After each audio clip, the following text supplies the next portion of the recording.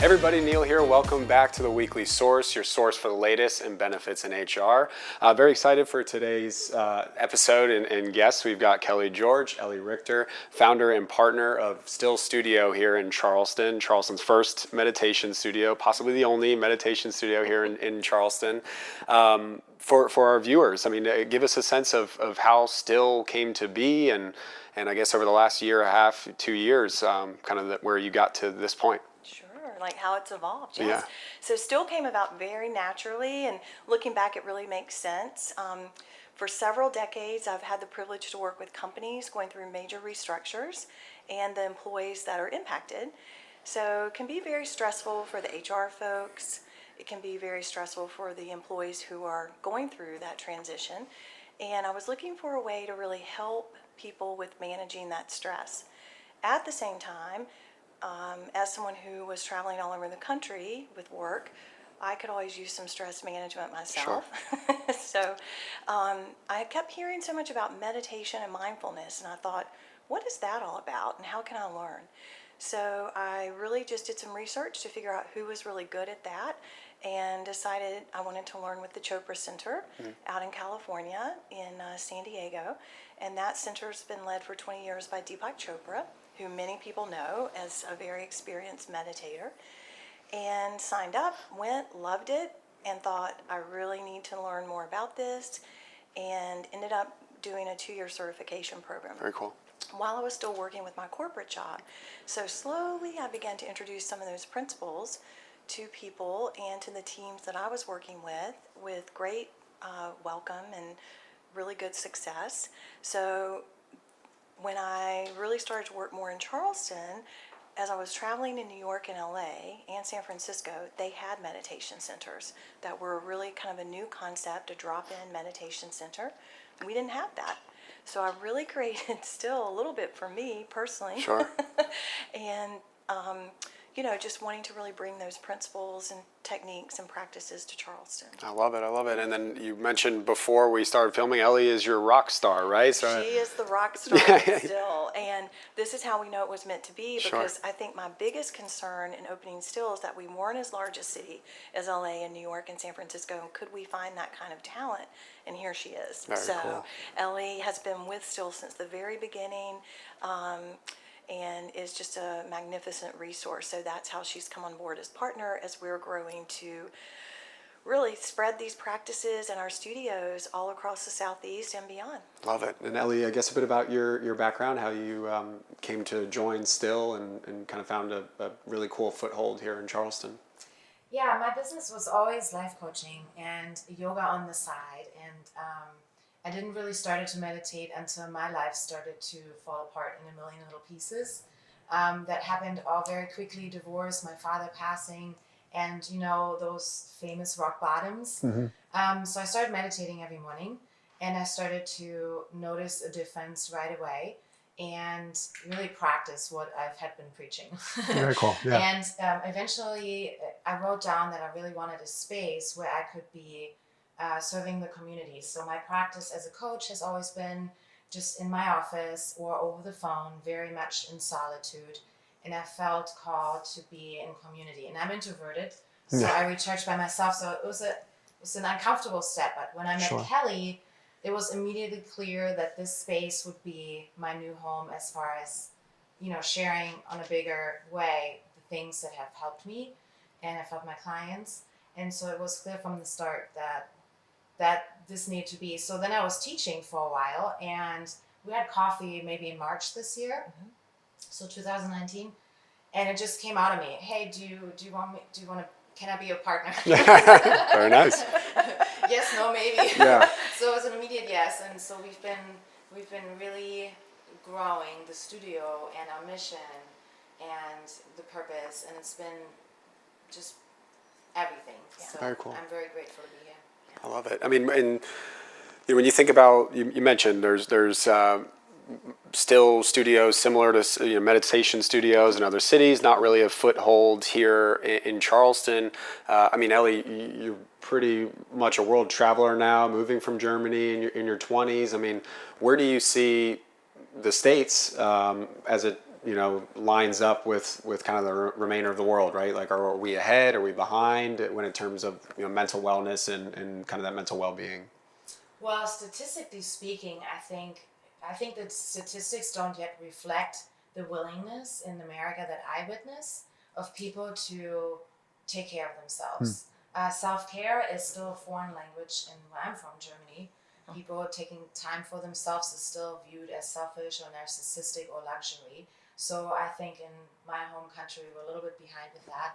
My observation is that people are very willing, and that may have to do with the healthcare system because it's crappy here and people have to be proactive. Sure. So our studio isn't just for meditation and mindfulness. We're also here to bridge that gap, to help people with that inner work when you don't need necessarily like medication, but you're noticing you're suffering. So we want to cover that gap between healthcare and mental health care, and then the I guess you would call it the personal development, the Tony Robbins world. Yes, sure. So there's a big gray zone of the inner work for the average person that needs to be filled, and that's where we come in. So in comparison to other country, I think we're crushing it. Yeah, that's cool. And I think that we're setting trends that are really important and meaningful and really making a difference. I love it. That's my observation. That's a great point. And kind of segueing into how corporations are doing it, we've acknowledged, right, folks are apprehensive to have that self-care just for themselves, but in terms of a company or an HR professional putting in a wellness program for their employees, there might be some tension to implement that today. But I know you guys do some programs with companies today, specifically in the Charleston region. You travel as well. What do those kind of programs look like? So for any HR folks watching this at home, what kind of things can they implement or even partner with you all? Yeah. Such a great question. And piggybacking on what Elli said is what we're seeing in the United States, specifically in the West, is that things aren't working so well. Anxiety rates are up, suicide rates, depression, a lot of health issues. So, I think HR professionals are acutely aware of the suffering and the struggles that their employees are facing, and that with some of the failings of our healthcare system, and with some of these issues, what can they do to support employees? And it's turning out that the working in is really, if not equally, more important than the working out. Sure.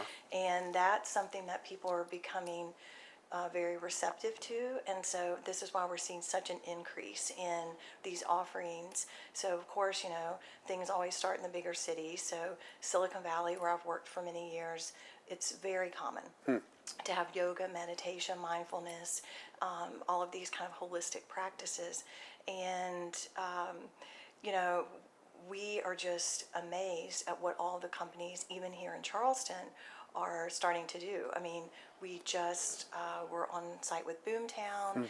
They celebrate a whole week of mental health and wellness, and help their employees with all facets of that. So kudos to them and many other companies and healthcare institutions here in Charleston. So we have some exciting projects in the works. And really it's helping people understand these are tools and practices that are easy to learn. Sure. That everyone can do. You can do them anywhere, which is great because you can do them at work, you can do them at home. And if you can breathe, you can meditate. And what we do know is for the companies who use meditation and mindfulness, 91% of them report better focus, leadership. I mean, the statistics are there. Less absenteeism is a big stat, right? Yeah. Greater leadership, greater creativity, focus. So, when you drill it down to the individual level, the employee might experience less anxiety, less depression, maybe better sleep, maybe just a calmer demeanor that allows them to focus more. So what we know is we have 60 to 80,000 thoughts a day. So we're having a thought every second and a half. Sure. And, being able to really manage that mental space and have it work so that you can have your best life and you're not overrun by these thoughts. And, it's a wonderful, wonderful gift. And that's why we feel so passionate about being able to help with this. And I'm sure the multiple screens and distractions and screen time doesn't help with the amount of thoughts you have, and now the amount of impressions you get from digital media, things like that. So definitely a good time to to be really adopting and implementing, right? That's right. If I could share one other thing, when I knew that the Chopra Center was the home for me for all my training, it was because of all the science that's used in understanding how is this stress epidemic that we're under, how is it really affecting all of us? And that's another thing that employers are really having to manage, which is a remote workforce, a 24/7 workforce, all the technology, the interconnectedness across the globe, so the multiple time zones and things like that. So this is a world that none of us have navigated before. Sure. And we weren't really taught all of these tools and techniques and best practices for up-leveling our mental mindset or our ability to find that internal, center of calm. Awesome. Well, you mentioned, the individual, right? And there's probably somebody watching this that says, yeah, no duh, I'm anxious, right? Like I've fought anxiety myself, and, the stress, especially for the HR professionals, probably going into open enrollment, right? They're going to have a ton on their plate. For you both, each kind of take the floor, and if you're speaking to somebody watching this that may feel that stress, feel that burden, what's your one call to action to them? My one call to action and what prompted me to open this studio and all the work that we're doing is that meditation was a game changer for me. Very cool. At 40, I had a major health diagnosis. I'd never been through anything like that before. As I was watching my college-age daughter grapple with a lot of stress, even high school students and our students, what children are managing right now with all of the technology. So all around, all I ever heard anyone saying was how stressed they were and trying to figure out how to manage it. And the game changer for me really has been meditation and mindfulness, and knowing that I have that tool that's with me always that I can access. And here's the thing, we're not meditating to get better at meditation. We're meditating to get better at life. Sure. So whether that's as a spouse, a partner, a parent, an employee, an employer, an HR professional. So that's the one thing I can share. And the thing that makes me so passionate is that we can all learn that tool. Very cool. That's awesome, Elli. Yeah, I think that we have to remember that we're never stuck. We're just stuck on a thought. And we know now how the brain works. So we have two minds. We have the conscious mind, which makes 5%. So right now we're using our conscious mind, but in the back of our mind, how we sometimes say, well, in the back of my mind, there's that thing. Yep. So that's the subconscious mind, and that makes 95% of our mind. So what goes on in the subconscious mind is called subconscious for a reason. We're not aware of it. But in that subconscious mind, there's about 80% of the thoughts that are negative. So what helps to remember is that we're not this mind. That we come onto this earth, we're not born with anxiety. So you don't come to the earth and thinking, I'm too fat, too old, not good enough, and I didn't do enough. That's all conditioning.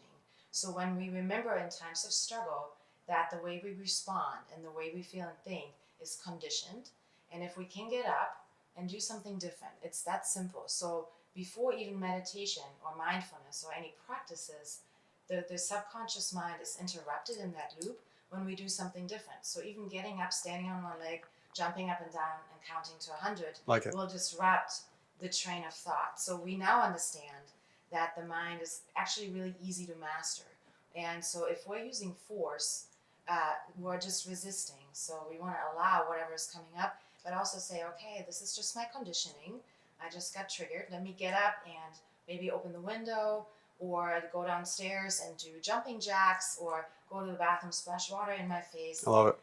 But ultimately, meditation, Yeah. is always the tool. But understanding the mind, I think, is also really important. So we make sure still that we educate people, how your mind works, and that you're not a victim to that, or that you are not even that I that we identify with is not the mind, but the witnessing presence, observing the mind. And so when we meditate, that's what we master, witnessing the mind doing whatever it does and recognizing that's just my conditioning, And so when we learn that, it's actually easier